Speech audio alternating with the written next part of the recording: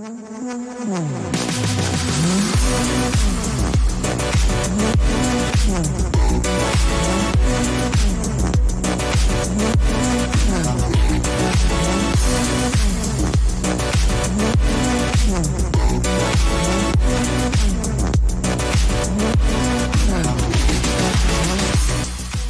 everyone. I'm Emily. And I'm Hannah. And we are the hosts of the I Don't Think So podcast. Each episode, we discuss a different story, theory, or mystery and decide if we think it's believable or if we really don't think so. Here at the I Don't Think So podcast, we are affiliated with Flurry Sports, and we present our theories on your favorite place to listen to podcasts every Wednesday. If you like what you hear, definitely like our show, share it to your friends, and follow us on all of our socials at I Don't Think So _EH or on YouTube at IDTS Conspiracies. Absolutely. Check us out wherever you want to see us and share us with your friends. But we're already in April. Whoop, whoop. Woohoo. April showers, you know. Bring those Mayflowers. Bring those Mayflowers. What do Pilgrims. Mayflowers Beat you to it. Genocide. Genocide and diseases. Death to indigenous What a folks. good light start of our podcast. Oh, goodness gracious. Ugh. Well, so we decided we were going to take a little bit of a break, maybe, somewhat, from our really hard-hitting conspiracies and mysteries and really dive into the world of Reddit for April. I tried to explain what Reddit was to my mother today. Brenda Osmond, not listener of the podcast, which is fine. It's not fine. It's not fine. I've told her several times. We've been working on her for years. She's like, well, what is Reddit? And I was like, I don't You should listen to the show to find out. how to explain it to you without being like, it's a place, a thing. The problem is that she's had a Facebook for years. I don't think she really knows what Facebook is. So Yeah. if you can't explain Facebook, how are you going to explain Reddit? Yeah, I know. I tried really hard. It didn't go well, but who knows? Maybe she'll get it. Maybe she won't. But Hannah, I wanted to start us off with a little bit of a theme for today's episode. And I wanted to talk about people's worst dates. Oh, good. Love that. Love that experience. I've had a few rough ones. Shared misery. That's right. You know, back into the dating world I am, and it's been fine. Honestly, you haven't had any like crazy like horror stories yet. No, not this time around.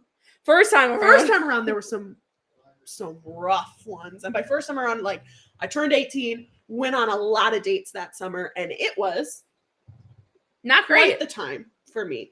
But I thought we could commiserate with some people and listen to their first worst date stories. I'm guessing most of these are first dates. Probably. Hopefully. Third date, you're really in, and they're like, they sink I'm in. actually terrible person. Ugh, awful. God. So are you ready? I'm ready. Perfect. So this first story comes off from Ask UK. So there might be some like British slang in here. Love that. But this person writes, last year I went on a date with a guy I met online. He seemed nice. We exchanged messages about a week before we arranged the date. He was a manager at a construction company, house, car, dog, allotment, and his profile said he was in his mid-30s. Seems like he's got it together. Yeah. We arranged to meet at a pub halfway between us, and I was excited. It was so bad. He was easily in his mid-50s. I refused to believe he had been in his 30s within the last decade. Oh. It got so much worse. I'm pretty sure he was in a cult. I've dealt with anti-vaxxers before. Fine. You respect my choice to choose to have a vaccine, and I'll respect your choice not to. But this guy was another ball game. He didn't believe in medicine. Oh. He told me about how proud he was that his mom, who died of cancer, didn't get treatment. He told me that if he broke a bone, he wouldn't get it fixed and would just let it heal. It was all about natural selection, and medicine was preventing that. So the world was becoming populated with weaker people. You know, I think natural selection missed somebody. No kidding. Someone didn't get plucked off. It got so much Got his worse, mom, though. Right? Then there's the water thing. He didn't use tap water because, quote, it's poisonous. Okay. Instead, every 2 weeks, he drove hundreds of miles with some kind of tank to transport water from a well to his home. Where does he think tap water I don't know. Okay. Unless they're in a city. Maybe it's maybe like city water? Yeah, I don't know. And he thought I was crazy for using my Brita filter for my water. Can it get worse? Yes. Love that. He ended the date by asking to see me again, and then he gave me a schedule for our relationship. He'd know in the next 3 months if he wanted to live with me, and then I'd move in with him and sell my house. Within 3 months of moving in with him, he'd know if he'd want to get married. So expect a proposal in about 6 months in the future. We need to have a short engagement because I was 28, the horror. And it's bad for women to have babies after turning 30. But women should also only have babies when married. If I survived childbirth, he'd obviously want more kids too. Oh, God. I told him I didn't want to see him again because of our differing beliefs and liked it to the car. I blocked his number before setting up in the sat nav. I don't know what that means. That's British slang, I'm sure. And have thankfully never heard from him since. I also haven't been on a date since, and I'm now happily single with 2 dogs. Oh, you go, girl. Normally I'd say we like a man that's efficient, but I don't know if we want that. If I survive childbirth. What do you mean? Yeah, good loins to survive. Oh my God. Can you imagine opening up with No? I can't. If you're 28, so we're pushing it. Your top clock is ticking. Those eggs shriveling by the day. And it's And not apparently good for women to have children before they're 30, so we're moving along. no kidding. You got 6 months. My God. And then if you survive childbirth, you can have another one. And I'll allow you. I don't believe in medicine, so you're going through this at home in a tank. We're gonna tie the umbilical cord off with a shoelace. No kidding. Wow. That person, I hope you never have children. No kidding. Mid-50s. Does he have the house though? He might. He just might. That dog, never seen the vet. Oh, I know. That's kind of sad. Poor puppy. What did they do to you? Oh, first date. I'm happy for her that she said, no, I don't want to see you again, and ran. I love that she blocked him before leaving the parking lot. Absolutely. She was like, you're not texting me some crazy Honestly, shit. good for her to have the self-confidence to sell him in the moment. No. After all that crazy, But probably if it's that much, it wasn't one or two things. Be one thing if you're like, oh, I don't believe in medicine, and then you're like, oh, I don't want to date him again. But everything else was fine. But it was one thing, but that makes it worse. I would be like, let me check my schedule, and I would hoof it and then block him. I'm not going to tell him, hey, BT Dubs, you're a psychopath after you just told me in so many different ways that you're a nut job. Yeah. Wild. Wow. What a time. Next. Perfect. All right. This also comes from the Ask UK. So years ago, I unknowingly agreed to a date with a guy in a pub. We were in a group of people talking about films, and he asked whether I'd like to see the new Star Wars film with us. At the time, I didn't realize that us meant just him. I arrived to the cinema, and he was late because his stupid dad, who was driving him, didn't leave the house in time. The guy was in his 20s. Okay. He ate popcorn in fistfuls and didn't close his mouth to chew. Oh. He spent about 60% of the film repeatedly whispering, quote, very fit you are, Oh, no. in my ear, in what he thought was an alluring manner. It wasn't funny or charming the first time and got progressively less. I think it's kind of funny. I can't imagine someone be like, very fit you are. I think they'd get a pity laugh the first time. I'd be like, After that, no. no. Good Lord. Wasn't funny or charming the first time and got progressively less so each time he did it. That's fair. After the film, I was going to drive home and he asked me for a lift because he couldn't get a hold of his dad and didn't have money for a taxi. We lived in the same village, which was about 80 minutes walk away. I agreed to drive him home because my dad always taught me to make sure everyone gets home safely. Once I pulled up outside his parents' house, he tried to kiss me goodbye. Not a friendly peck, he went in for the full romantic smooch, despite the total failure of the date and the fact that I was driving a car. I dodged him. Luckily, he looked like a slobberer. Oh. So he's trying to go for a full-blown kiss while she's driving? Yeah, pulling up. And he was like, my time is now. Oh, buddy. He wanted to kiss and dash there. Leave. Thinking I dodged a bullet, I got on with my life for the next week. He then rang and asked for a second date. I tried to let him down gently, but he lost his cool and slammed the phone down on me. Yeah, that's the least of your concerns. No kidding. Like, this person seemed like they might not have been all there. no. No. Oh, I would say that was a better date, probably, than the first one. Mm-hmm. Some movie dates I've been on have just They're been just awkward, awful. yeah. You know, especially for like a first date. Especially Star Wars is long. That So was a long. commitment. Also, for 60% of the movie, someone whispering in your ear, I would be like, I'm gonna shove this bucket of popcorn down your throat if you don't get the absolute fuck away from me. Yeah. Yikes. Oh, I hate the idea of someone like Whispering in your hot, ear.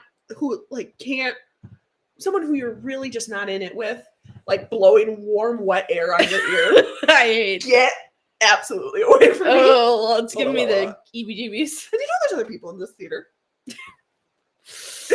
Knocking your Honestly, ass out. good for her for making it through. I think I would have left partly through. Yeah, for sure. All right, this is a short one. Went on a date with a guy to a Japanese place. Wasn't comfortable with using chopsticks. Asked the guy if I should just get a fork. He tells me it's embarrassing when people ask for a fork instead of chopsticks.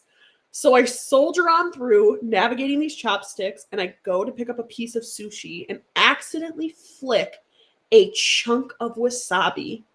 In slow motion, I watch the sizable piece of wasabi hit him square in the eyeball. Oh, no. He spends the rest of the day washing his eye in the bathroom. I felt so bad. I paid for the entire meal. After we tried to get through the last of the date with him clutching his eyeball like a pissed off pirate. Oh, I would too. I don't blame. The guy shouldn't have said to not get a fork, but honestly, Yeah. I don't blame him for being upset. I would also be upset. If I got fucking wasabi in my eye, I would be like, that's it. Needless to say, he did not contact me for a second date. Fair. Also be like, dude, fuck her. She can use chops. She can use a fork. She should have used a fork. And this is kind of karma. But like, I can't I imagine don't know. That's getting bad. wasabi in the eye. I'd be a goner. I can't even get like, oh, my fingers were a little salty, and I like touched my eyeball, Had and a I'm like, jalapeno that I cut ah! 4 days ago and apparently I didn't know. wash my hands a million times. yeah, no, I feel bad. Lord. Imagine if he had contacts in. If that would ruin That your would pair of ruin your contacts. day. I feel like that could cause permanent eye damage. I mean, he washed it out. He's fine. No. I think you're right. I gotta feel bad for him. What you gonna do? I wouldn't expect another date after that, would you? Oh God, no. No. But I don't know if I'd want to go on another date after I flick wasabi in someone's Oh eye. no, but she's like, didn't get another. Like, I wouldn't.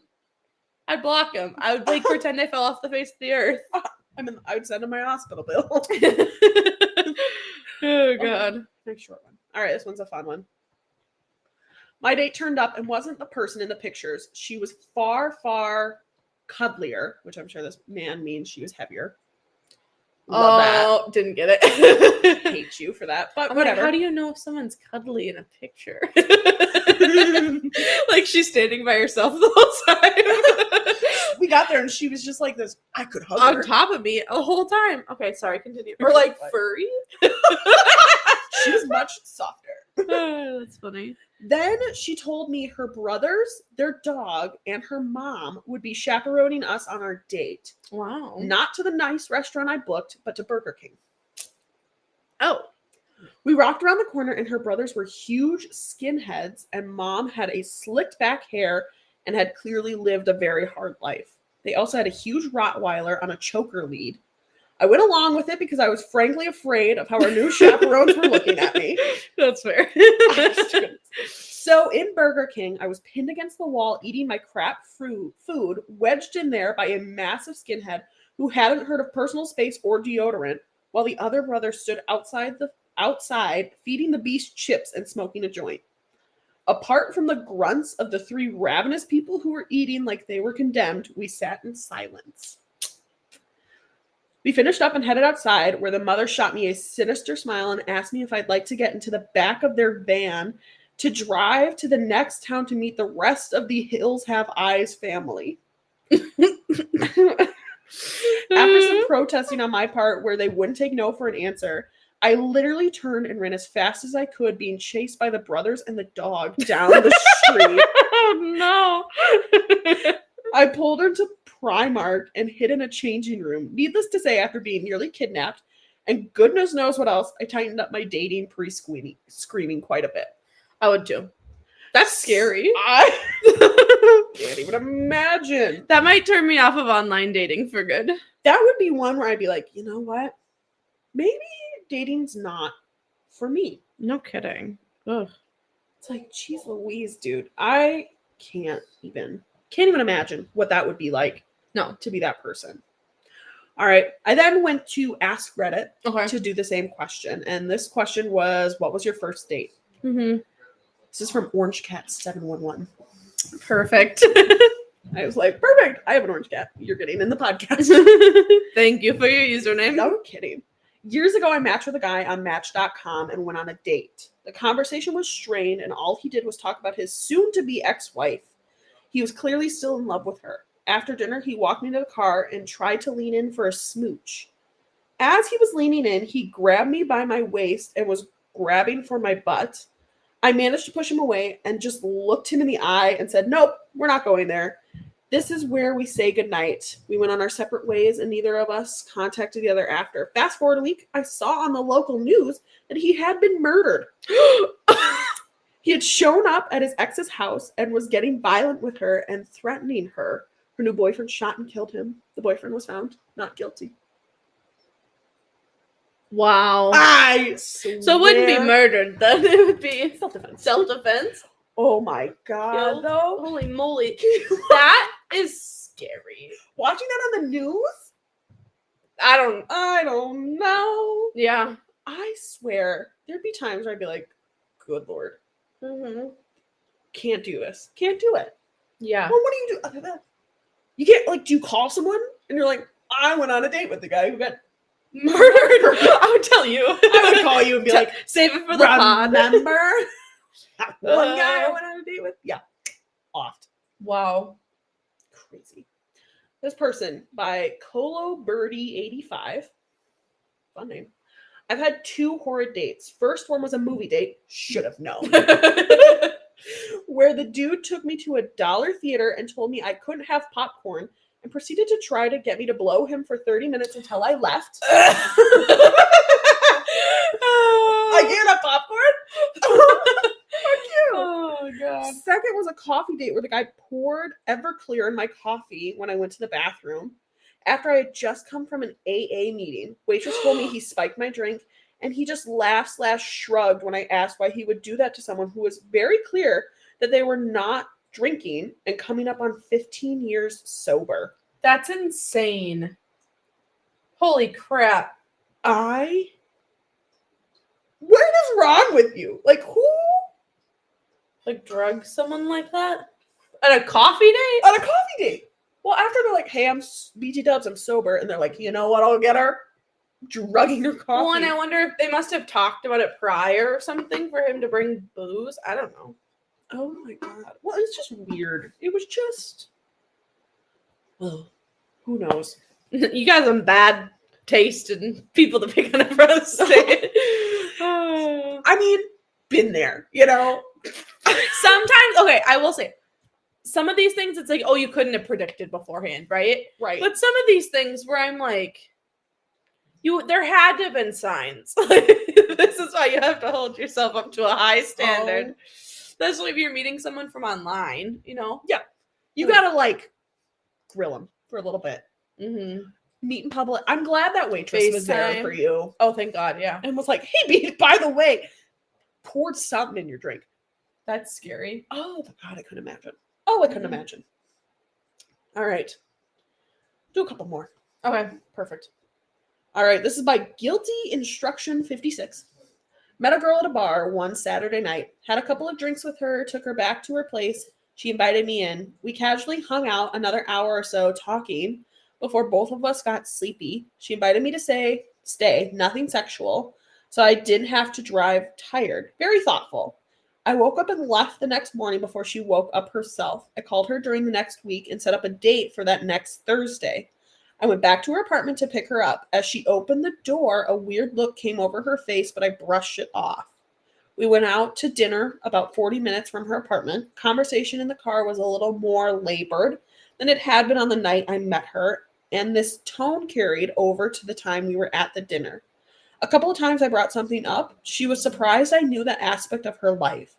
I mentioned that these were things she had told me about herself the previous weekend. She looked dumbfounded each time, then it began to click. I bluntly asked her if she remembered anything about our night together. She sheepishly admitted she didn't. She was apparently blacked out drunk when I met her, though she didn't exhibit any signs. I pressed her by asking, who do you think was showing up tonight? She then admitted that she had spoken to another guy before me and had thought he was the one who called her to set up the date. Hence the puzzled look when I picked her up. That was it for me. I couldn't wait to get out of there. I quickly finished my meal. I probably left half of it there and got the check. We walked out past a cab stand, and part of me was willing to put her in a cab for the ride home. Being a gentleman, though, I brought her home to her apartment, silent all the way. Upon getting out of my car, the only thing I said to her was that perhaps maybe you want to control your drinking. What a night. Ugh. You know, I don't blame you. I swear. That's awkward. Can you even imagine? And it was just like, oh. I didn't even know who was going out I with. didn't know. I just kind of was hoping. That's crazy. Oh, geez Louise. Let's see if I can find a good one. There was one, and I wish I could find it. I should have taken a screenshot of it. That's what I get. Basically, it was this girl's cousin. I'm going to blindly try and remember what it said. Love that. Can't remember. Okay. But it was her cousin, not her. Her and her cousin lived together. Her cousin went on a date with this guy named Vaughn. Love that for her. Well, she said, hey, just call me if you need anything, blah, blah, blah. Cousin goes on this date, calls her hysterically crying, saying, I'm at the hospital. You need to come get me. Uh-oh. So obviously, cousin is freaking out. She's like, oh my God. What happened? Mm-hmm. She gets there. Homegirl is out front of the hospital sobbing. Vaughn is standing right next to her.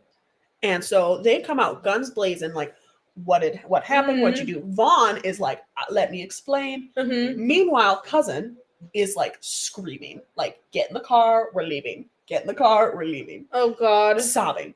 And so the girl's like, okay, fine. I can't talk to you right now. She's clearly hysterical. Mm-hmm. We'll leave. They go.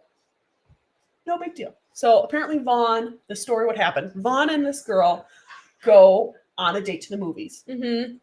Starts bad. She's waiting in line. All of a sudden, blacks out, passes out, hits her head on the ground. Oh God. He wakes her up, obviously concerned. He's like, I think we need to go to the hospital. And she's like, no, I'm good. I'm fine. Don't worry about it.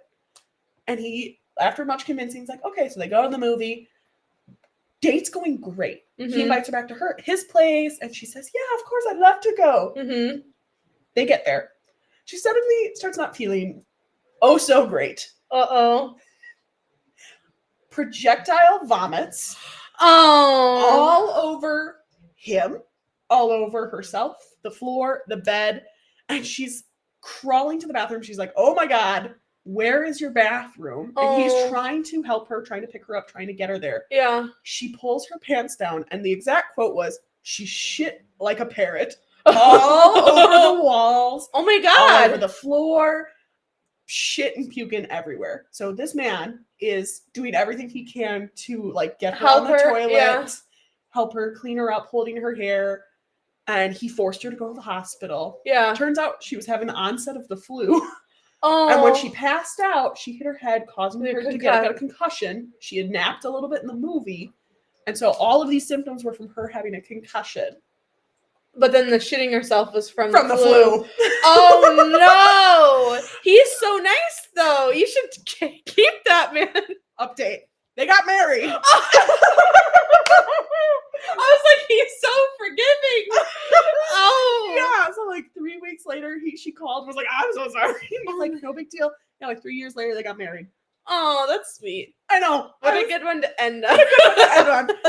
Shit, like I parrot. I feel like sometimes you need like the crazy stories of like whatever to find your person, but you have to have a lot of self-resilience to get. I'm telling you, if I was this girl, I would never contact Vaughn. No A kidding. day in my life. Oh my god. Isn't that a fun one? I don't know if fun's the right word. Interesting. What a first date. A good, like, happy ending. Well, that was a good start to our month of April. As we kind of transition into a little, like, side tangent. I don't know if you can hear my husband laughing in the background or not. He's Maniacal. so loud. Sorry, I lost my train of thought there. As we're getting into the spring, I have been highly anticipating one of our favorite shows coming back in May. Oh, yes. And so Emily and I are preparing to watch season 3 of Bridgerton. Oh, There's been so many good trailers, so many good previews, and I personally haven't read the books. I would like to go and read all the books, but I know they're not necessarily following them in order or doing everything perfectly. So just because you've read the books doesn't mean you necessarily know what's going to happen. But anyway, people have been using like the books as inspiration along with these previews to make some predictions about what they think will happen in season 3. And so I found an article with like 10 of like what they think are the most likely predictions to happen. I don't know if you can hear this laughing or not. Of like what they think will happen in season 3. So I'm so excited. Are you ready? Yes. So the first one is that Queen Charlotte dies. Oh! And they think that like there is a time jump in Bridgerton season 3. If it follows the novel's timeline, it will feature like a 10-year-long time jump, which is necessary for both Penelope and Colin to grow up and become worthy of each other. So they've said that season 3 is going to be Penelope and Colin's story, but it's not actually the next book. If you're looking at the series, the next book is about Benedict. But anyway, they're kind of going in different orders. Sure. Well, that would make more sense chronologically. So this season is based off the book Romancing Mr. Bridgerton, and the majority of the story takes place in 1824, even though there are flashbacks that go as far back as 1812. The real-life Queen Charlotte dies at 74 in 1818, so they think that she might be killed off in season 3 for this exact reason. No.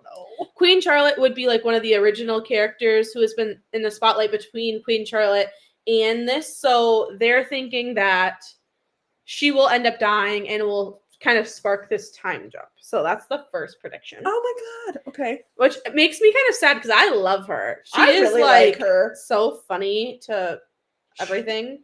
Also, they're making us, but then I'm wondering like maybe they're killing her off, but that's why they kind of started like the Queen Charlotte of Bridgerton story series to kind of give her that, but I don't know. Anyway, next, Penelope gives her earnings to her mother. So they think that Bridgerton season 3 will fix some of the Featheringtons' like money problems. The ending of Bridgerton season 2 finale, the Viscount Who Loved Me, features Lady Featherington taking most of the funds that her partner in crime, Baron Featherington, has acquired for herself while sending him off to America. Do you remember this? Yeah. However, the fraud money may not be enough to ensure like a comfortable existence for their Featherington family for long, especially since they don't seem to have any means of making a profit off of it. In her years of writing as Lady Whistledown, Penelope has earned like a small fortune, and it won't be too surprising if she gives some of it to her mother should the family situation like take some bad turn in season 3. Sure. Do you think that would mean she'd have to tell her that she's Lady Whistledown? Right. But at the same time, if she does get with Colin, you would think that then the Bridgertons are kind of financially supporting the Featheringtons too. So I don't know. Anyway, and they're obviously then tied to Daphne, who's married to a duke. Right.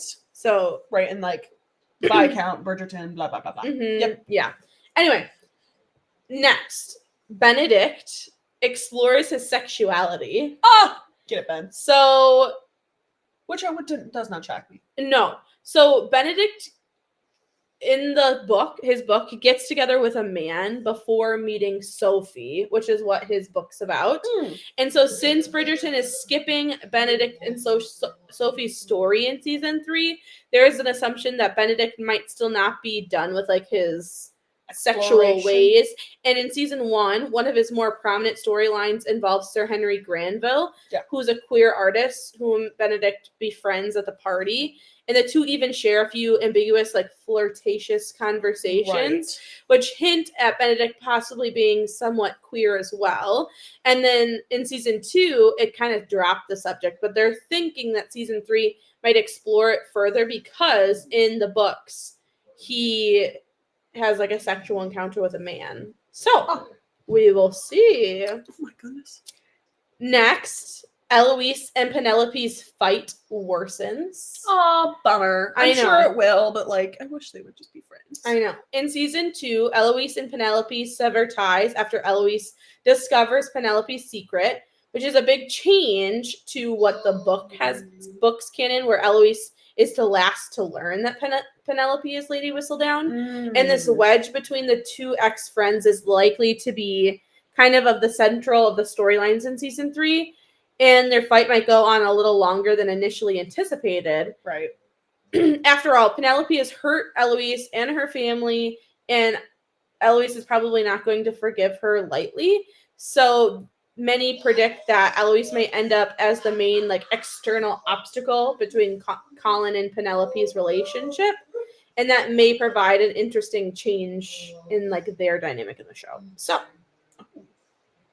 yeah, because I'm sure she's going to be like, no, you can't date my brother. No kidding. After you ruined us. Yeah. Drug us through the mud a couple times. Exactly.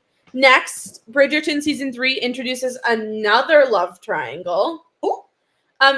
In like the previews, a mystery man makes Colin jealous and like really wants to get Penelope. So Bridgerton doesn't mind, obviously, like adding tons of love triangles, all of these things, especially between like Edwina, Anthony, and Kate in season 2. Oh, poor Kate. However, Edwina, sorry. Oh, no kidding. But marries a prince. She's fine. She's fine. So they're thinking there's going to be some other love triangle for Penelope before Colin kind of takes over. Perfect. I hope that for her. I hope she rubs it in his face.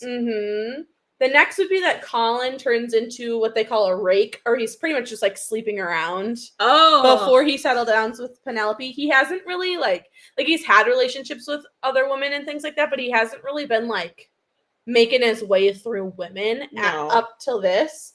But they think that he will kind of have his like little run through his different women until this love triangle comes about. He gets jealous, and then that's when him and his Penelope's relationship kind of begins. Next, Eloise and Theo become romantically involved. There's been speculation that Bridgerton might drastically change Eloise's story and not match her with Sir Philip Crane, ensuring that his wife Marina remains alive in the show. So, like in the books, his wife dies and then Eloise ends up being with him. But they're thinking that they might change it because in season 2, Eloise meets Theo, who's the printing shop worker, Right. who shares her like radical ideals about equality, and the two start growing closer. Now, Eloise is by far the character who is most different from her like book counterpart. Okay. In the sense that she is like not really remotely interested in becoming someone's wife, but in the book she is like more willing to join like the social scene and things like that. So they think it would make sense for Bridgerton to then kind of follow up the Eloise and Theo storyline, Love life, yeah. setting up their love storyline in either like season 4 or season 5. Sure. Then only a couple more left. Okay. Sophie Beckett makes her entrance. So in the book, like in Benedict's book, it's kind of like a Cinderella meeting where Sophie, his soon-to-be or future like wife, and him meet at a masquerade ball. Love. But he sees her, speaks with her, but never actually knows her true identity. Mm-hmm. And then it's like years later he runs into her but doesn't know who she is. Oh. But she obviously knows who he Yeah, is or whatever. she's a woman and she's like, I don't know, I don't remember exactly because again I haven't read the books, but like she does like cleaning and stuff like that for people's houses. Like she's not of someone from society. Like she kind of like snuck in, like literally like a Cinderella story. And so they think that they're setting up his Benedict story by maybe doing the masquerade ball in season 3. Oh, yeah. how cute. So pretty much they're thinking maybe if they don't do like more his like exploring his sexuality, he might just be setting up an offer from a gentleman, which is his book. And so in the book, Benedict first meets Sophie at a masquerade ball that Daphne holds, but he doesn't learn that it is Sophie until much later. In the book, separates the couple for 2 long years, and the second time they stumble upon each other, again, like it's not under great circumstances until then they develop their love story. So they're thinking maybe they're going to plant the seeds of Benedict's story in this season so that he could be season 4. Yeah, he could have the next one. Mm-hmm. Nice. Another idea is that Francisca, one of their younger sister, grieves her first husband. So Bridgerton season 3 welcomes Michael Sterling. If season 3 has a time jump, Francisca's first husband, John Sterling, has to be in the picture. And they end up getting married early on. But then so they get married in 1818, the same year that Queen Charlotte dies. But then John tragically passes away 2 years later. And so season 3, if it's set in a future timeline with flashbacks, might show the beginning of Francisca and John's short-lived relationship, and it might get a mention. In addition, Francisca is supposed to marry her second husband, Michael Sterling, in 1824, which is the year Penelope and Colin's story takes place. So Michael might be introduced in the story as well, and they might just like shift some of the timelines, or they might just do the flashbacks. They're not quite sure how that's going. And then the last prediction, if you're looking at the end of season 2, Penelope's kind of trying to like reveal her identity to people, remember, in her letters that she's writing. But this last prediction is that Lady Whistledown's identity isn't actually revealed, and that Penelope keeps her secret from like the people for longer. So Bridgerton has broken the traditional timeline by moving forward with Colin's story before Benedict's, thus creating a problem with Lady Whistledown's reveal. In Romancing Mr. Bridgerton, Colin makes the announcement to the entire people that Penelope is Whistledown, but it won't be possible to adapt the scene in season 3 because Whistledown is yet to play a key role in Benedict's season. So in an offer from a gentleman, which is Benedict's story, it is through Whistledown's column that Benedict learns of Sophie's whereabouts, which is his future wife. Right. And if Bridgerton season 3 has Colin discovering Whistledown's identity, they're thinking that he might have to keep it a secret just for the future season's sake, and then they'll have to figure out a different way to announce reveal it. So, those are all of our predictions. obviously we haven't read the books. We don't have a lot of background from it, but I've listened to a lot of different, like, people talk about the different books. So I kind of have an idea of everyone's stories. Yeah. You have a fuss in your hair. I'm like, you're pulling up my hair that's still attached. But yeah, what do you think? I am so excited and so nervous because all of these like seasons have been like better and better and better every single time. So I have very high expectations for Penelope and Colin. And Colin right now is not my favorite person. No, and he has to kind of like get worse, which is the worst part. He has to get worse, and then I'm gonna be like, he doesn't even deserve her. Penelope. Well, and that's kind of what everyone says is like Penelope can't talk. Penelope deserves so much better that like even when they get together, everyone's like boo. But I love him, and like them in real life are just they're so cute that I can't life. like. Ugh. Well, I'm so excited. Like just such good friends, and I would like them to date. I don't know. Sometimes they put little sneaky hints, but I'm like, are you just putting in hints to make me want to watch the show, or do you actually love each other? I think they love each other, but I don't think it's the way we all want it to. I think they're like, they know what they're doing. Also, they've had sex, basically. I know, and they're talking about how they like broke furniture making some of these scenes, and they're like, yeah, I couldn't watch like episode 3 or whatever she said with her mom. And she's getting a PG version for her nanny, is what she said. And I was like, it's gonna be wild. I'm so excited for and like it. when they're talking about it, they're like blushing and like staring into each other's eyes. And I'm like, I love you. I would love for you two to actually be together. Yes. I don't know if they are, but I would appreciate it. So if you love our Bridgerton updates, we will give you more in the seasons to come. Even if you don't love them, we'll probably talk about it because I can't not. I love it so much. It's so good. It's so good. Oh, well, thank you for that. I'm now in Bridgerton land. But if you guys liked what you hear, feel free to like, share, follow us on all of our socials at I don't think so _EH. And we will catch you guys next week. Bye.